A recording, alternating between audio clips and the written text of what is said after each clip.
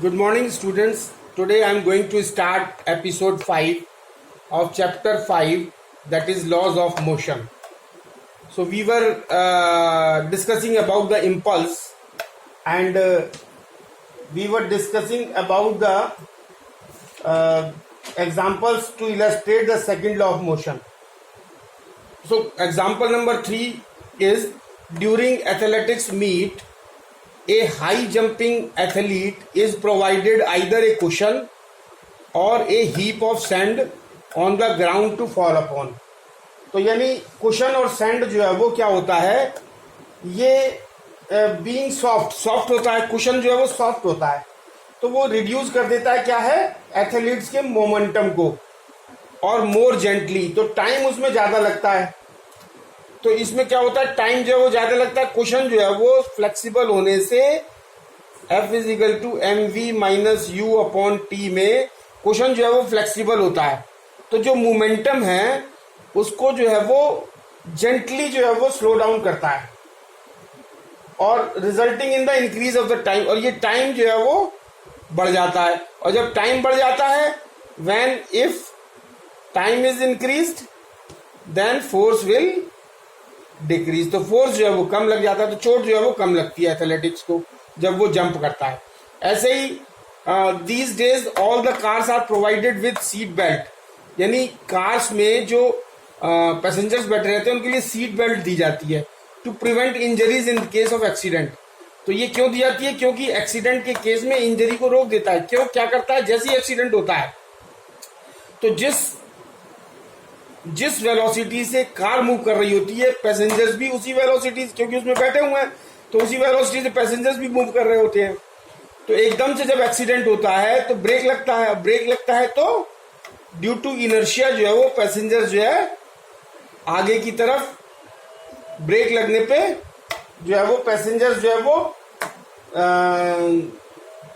एक तरफ गिर जाते हैं, और सीट बेल्ट होने के कारण, सीट बेल्ट क्या करता है, जब ये आगे की तरफ गिरेंगे तो सीट बेल्ट होने के कारण सीट बेल्ट जो है वो इनके जो मोमेंटम जो कम होता है पैसेंजर का, उसके टाइम को इंक्रीज कर देती है, और टाइम को इंक्रीज कर देती है तो सेम फॉर्मूला यही लगता है कि F is equal to m v minus u upon t, और जब ये टाइम बढ़ जाता है तो हमारा F जो है वो कम हो जाता है। This is the reason. Now coming to the next point, that is Newton's third law of motion. So now we will discuss a very important law, that is Newton's third law of motion.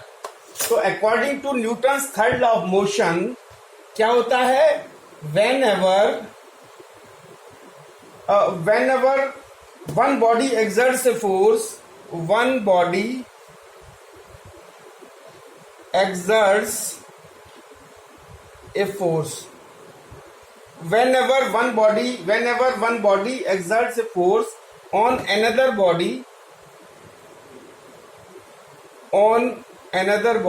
जब एक body किसी दूसरी body पर force लगाती है, the second body exerts an equal and opposite, तो क्या करती है कि the second body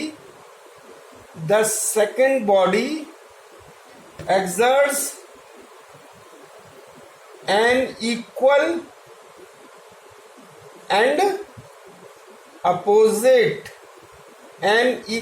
opposite force on the first body। तो ये जो है वो हमारा Newton's third law of motion है। The force exerted by the first body क्या कहलाती है, the force exerted by the first body, the force exerted by first body, ये क्या कहलाती है, एक्शन। ये कहलाती है एक्शन, यानी हमारा एक्शन होगा किससे, जब पहली बॉडी दूसरे पर फोर्स लगाएगी। The force exerted by first body on second body, ये एक्शन कहलाएगा। और the force exerted by the second body on first body, ये क्या कहलाएगा? ऑन फर्स्ट बॉडी, ये क्या कहलाएगा? रिएक्शन। रिएक्शन, तो ये action force, this is action force, this is reaction force. The force exerted by first body on second body is action force, and the force exerted by second body on first body is reaction force. और इसको, इस third law को हम क्या कह सकते हैं? To every action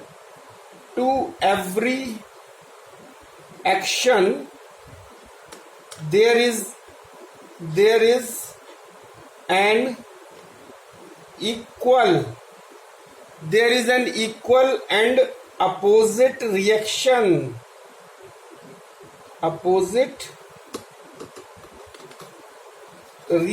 And this is known as the,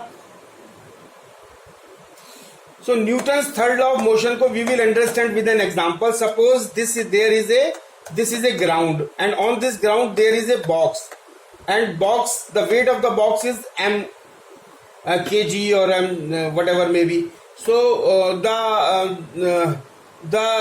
weight mg, the weight of the box mg will be acting vertically downward. तो जो वेट जो लगेगा वो ग्राउंड पर लगेगा. So this is known as action. तो action will be mg, this will be vertically downward. And reaction जो होगा वो ग्राउंड जो है वो बॉक्स पे लगाएगी, and this will be known as reaction. तो इसमें होता क्या है कि एक्शन और रिएक्शन, देखिए पहली चीज क्या है, action and reaction, the force acts on two different bodies. तो एक्शन किस पे लग रहा है? ग्राउंड पर. और रिएक्शन किस पे हो रहा है? बॉक्स पर. और दूसरा पॉइंट है action and reaction force act in opposite direction. तो एक्शन जो है वो वर्टिकली डाउनवर्ड है और रिएक्शन जो है वो वर्टिकली अपवर्ड है. और action and reaction force is equal, और ये R is equal to mg, ये दोनों बराबर होते हैं. So these are the three main important points which should be understood very well. And the next point is the examples to illustrate Newton's third law of motion. So now Newton's third law of motion, and we will illustrate the Newton's third law of motion with the examples, or we can say examples of Newton's third law of motion. तो first example is how do we walk? हम चलते कैसे हैं? तो reason क्या है? When we walk on the ground, then our foot pushes the ground backward. तो हमारे फुट क्या करते हैं? pushes the ground को backward करते हैं, पुश करते हैं. and in return the ground pushes our foot forward. और उसके रिटर्न में ग्राउंड जो है वो हमारे फुट को फॉरवर्ड पुश करती है.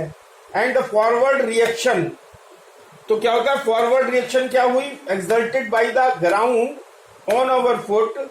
तो फॉरवर्ड रिएक्शन किधर हुई? कि हमारी जो है वो that will be exerted by the ground on our foot makes us walk forward. तो जो फॉरवर्ड रिएक्शन होती है ग्राउंड की हमारे फुट के ऊपर, वो हमको उसी की वजह से हम लोग फॉरवर्ड मूव करते हैं. How do we swim? The same is the answer, same reason. Why the gun recoils? तो वाई द गन रिकॉइल्स है? When a bullet is fired from a gun, जब किसी बुलेट को हम फायर करते हैं गन से, तो क्या होता है? The force sending the bullets forward, जो फोर्स बुलेट को सेंड करेगा फॉरवर्ड डायरेक्शन में, is equal to the force sending the gun backward. तो उसी फोर्स से गन जो है वो पीछे की तरफ आएगी. But due to high mass of the gun, लेकिन इसमें क्या होता है कि गन का मास जो है वो बुलेट के मास से ज्यादा होता है. The gun moves only a little distance. तो इसलिए गन जो है वो बहुत कम डिस्टेंस पे मूव करती है और बुलेट जो है वो बहुत ज्यादा दूर तक जाती है. And what happens? Little distance backward and give a backward jerk or kick to the shoulder of the gunman. So the gun is said to have a recoil. Though action and reaction force are equal in magnitude, but they do not produce equal acceleration. देखिए क्या होता है कि action और reaction ये दो force होते हैं. ये क्या होता है, हमने पढ़ा है थर्ड लॉ में कि ये इक्वल एंड अपोजिट होते हैं, मतलब इक्वल इन मैग्नीट्यूड, मैग्नीट्यूड में इक्वल होते हैं, लेकिन मैग्नीट्यूड में दोनों फोर्स इक्वल होने के बावजूद भी ये सेम एक्सेलरेशन नहीं प्रोड्यूस करते हैं। क्यों? क्योंकि हम जानते हैं कि F is equal to ma, तो फोर्स हमारा अगर F जो है वो कांस्टेंट है, F जो है वो अगर कांस्टेंट है, तो अगर हमारा फोर्स जो है वो कांस्टेंट है, इक्वल एंड अपोजिट, ठीक है, but they do not produce equal, लेकिन एक्सेलरेशन हमारा अलग अलग होगा। एक्सेलरेशन अलग क्यों होगा? क्योंकि ये मास के ऊपर डिपेंड करता है। अगर मास जो है वो, this is because of two bodies on which action and reaction forces, तो क्योंकि दो बॉडीज पर एक्शन और रिएक्शन हो रहा है, तो m is inversely proportional to 1/a, जिसका मास ज्यादा होगा उसका जिसका मास ज्यादा होगा उसका एक्सेलरेशन कम होगा, जिसका मास कम होगा उसका एक्सेलरेशन ज्यादा होगा। और ये इसलिए है कि एक्शन और रिएक्शन जो दो फोर्स हैं वो हैं तो मैग्नीट्यूड में कांस्टेंट, लेकिन दोनों अपोजिट बॉडी पे लगते हैं। Act usually have different masses, so the acceleration produced with the more will be more in the body having less mass than the having more mass. Next is the flying of jet aeroplane या rockets. इस case में क्या होता है, in the aeroplane what happens in case of this aeroplane or jet aeroplanes or rockets, hot gases obtained by the rapid burning of the fuel. तो क्या होता है, hot gases होती हैं जो rapid burning of the fuel की burning के कारण रश आउट होती हैं जेट से, और जेट मतलब नोजल, यानी नोजल से बहुत ज्यादा स्पीड से जो है वो जब गैसेस बर्न हो, जब ये गैसेस हॉट गैसेस जब बर्न होकर के बहुत ज्यादा स्पीड से नोजल से बाहर निकलती हैं, और उसमें क्या होता है कि the equal and opposite reaction of the backward outgoing gases, तो ये जो आउटगोइंग गैसेस होती हैं, गैसेस जो नोजल से बाहर निकलती हैं, ये इक्वल और अपोजिट फोर्स जो है वो लगाती हैं, and these gases pushes the aircraft forward at a greater speed. और ये जो गैसेस बैकवर्ड डायरेक्शन में जो जाती हैं, ये फॉरवर्ड डायरेक्शन में रिएक्शन फोर्स लगाती हैं और उसी से वो फ्लाई करता है। The rockets also work on the principle of action and reaction. अब क्या है कि it is to be noted that a rocket can propel itself even in vacuum. Rocket जो है वो वैक्यूम में भी प्रोपेल किया जा सकता है, because it does not require air for obtaining uplift और फॉर बर्निंग इट्स फ्यूल। मतलब इसको रॉकेट को एयर की जरूरत नहीं पड़ती फ्यूल को बर्न करने के लिए। This is not so in case of jet aircraft, जो जिस तरीके से जेट एयरक्राफ्ट में होता है। So a jet aircraft can not fly in outer space. Jet aircraft जो है वो जहां आउटर स्पेस, जहां पर एयर जो है वो अवेलेबल नहीं है, वैक्यूम है, वहां पर जेट एयरवेज फ्लाई नहीं कर पाता in outer space where there is no air, because it needs air to provide an uplift and also to burn its fuel. क्योंकि जेट एरोप्लेन को एयर की आवश्यकता होती है। क्यों? इसको फ्यूल को बर्न करने के लिए, और दूसरा जो है वो अपलिफ्ट प्रोवाइड करने के लिए, to provide an uplift to the aircraft. Aircraft को अपलिफ्ट करने के लिए एयर की जरूरत पड़ती है, फ्यूल को जलाने के लिए जरूरत पड़ती है। अब the case of A boat and ship, तो बोट और शिप का भी केस यही है एक्शन और रिएक्शन पर, और हॉर्स पाइप का भी केस ये है एक्शन एंड रिएक्शन। और in case of horse pulling a cart, horse pulling a cart का बहुत अच्छा चीज है कि to make the cart move, यानी कार्ट को मूव करने के लिए क्या करता है, हॉर्स जो है वो बेंड करता है। Horse bends forward and presses the ground with its feet. When the forward reaction to the backward push of the horse is greater than the opposing frictional force of the wheels, the cart moves. तो cart कब move करता है, तो इसको जो है वो हम इस तरीके से शो कर सकते हैं।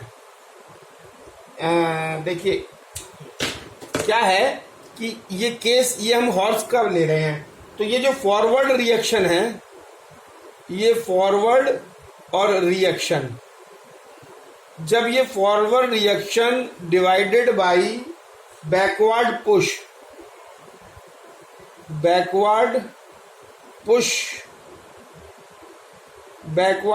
ऑफ द हॉर्स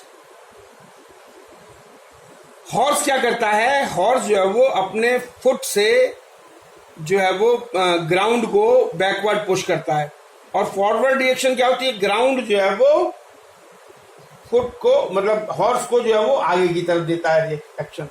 और जब इस दोनों का रेशो जो है वो अगर ग्रेटर हो जाए किससे, frictional force of the wheels, frictional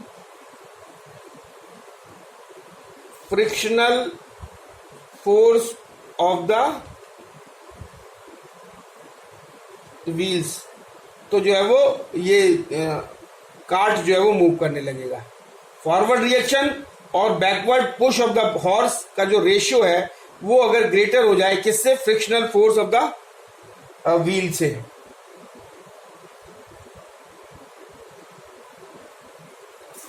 So now coming to the very important topic, that is law of conservation of momentum.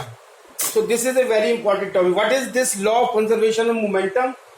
So law of conservation of momentum is that the total momentum of an isolated system, the total momentum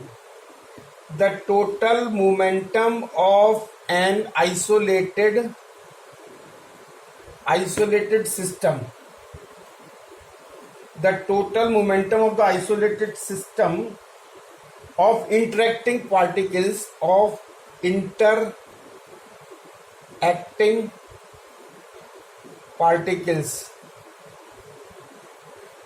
is always conserved,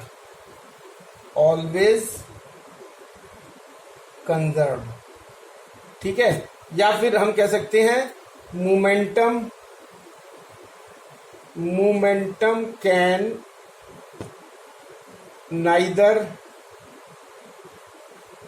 neither be created nor destroyed. So this is the law. What is this law? Law of conservation of momentum says that the total momentum of an isolated system of interacting particles is always conserved. या इसको क्या कह सकते हैं, momentum can neither be created nor destroyed. And one important thing about this law of conservation of momentum, the law of conservation of momentum is the combined effect of Newton's second law of motion and Newton's third law of motion. यानी Newton का जो second law of motion है, Newton का जो third law of motion है, इन दोनों का combined effect से जो है वो law of conservation of momentum निकल के आता है। अब हम देखेंगे एक एग्जांपल लेकर के, we will take the example and we will understand.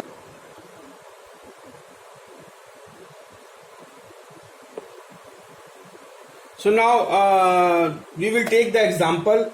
We are taking the example of if a bullet is fired from a gun. अगर एक बुलेट जो है वो गन से फायर की जाती है तो क्या होता है कि F मान लीजिए फोर्स है, फोर्स F जो है वो force on bullet by gun, तो गन जो है वो बुलेट पे फोर्स लगाती है F। और तो according to Newton's third law of motion, Newton's third law of motion क्या कहता है कि the two forces act on different bodies. एक तो दो फोर्स जो है वो डिफरेंट बॉडीज पे लगते हैं, मतलब एक गन पे लगेगा तो एक बुलेट पे लगेगा, और दूसरा अपोजिट डायरेक्शन में लगते हैं, तो ये F होगा तो ये माइनस F होगा। क्यों कि दोनों अपोजिट डायरेक्शन में होगा, दोनों इक्वल होंगे, इक्वल इन अमाउंट।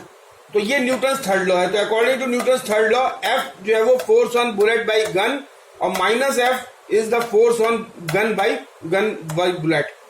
और अब ये तो हो गया थर्ड लॉ। अब according to Newton second law क्या कहता है, force into delta T is equal to change in momentum of the bullet, और minus F into delta T is equal to change in momentum of the gun. अब हम जानते हैं कि change in momentum मतलब initial momentum minus final momentum. अब initial velocity वो final momentum minus initial momentum, तो initial velocity of the gun zero थी, initial velocity of the bullet zero थी, तो इनिशियल मोमेंटम ऑफ गन 0 हो गया, initial momentum of the bullet 0 हो गया, और final momentum of gun pg हो गया, और final momentum of bullet pb हो गया।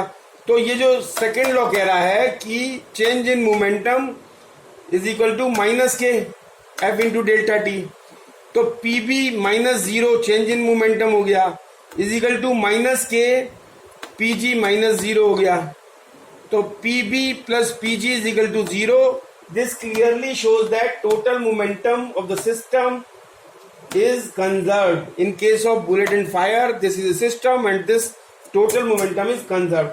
Therefore, in an isolated system किसे कहेंगे? Isolated system is that system in which no external force is exerted. So, mutual force between two pairs of particles in the system can cause change in momentum in individual particles. Therefore, in an isolated system, तो इसमें क्या है? Isolated system, a mutual force between pairs of particles in the system can cause change in momentum in individual particles. But since the mutual forces on each pair are equal, अब each pair पे जो mutual forces है वो equal है और opposite है, तो the momentum changes cancels in pairs. तो pairs में जो momentum है वो cancel हो जाता है and the total momentum remains unchanged. This fact is known as the law of conservation of momentum. The total momentum of an isolated system of interacting particles is conserved. अब इसको हम एक example से और समझेंगे.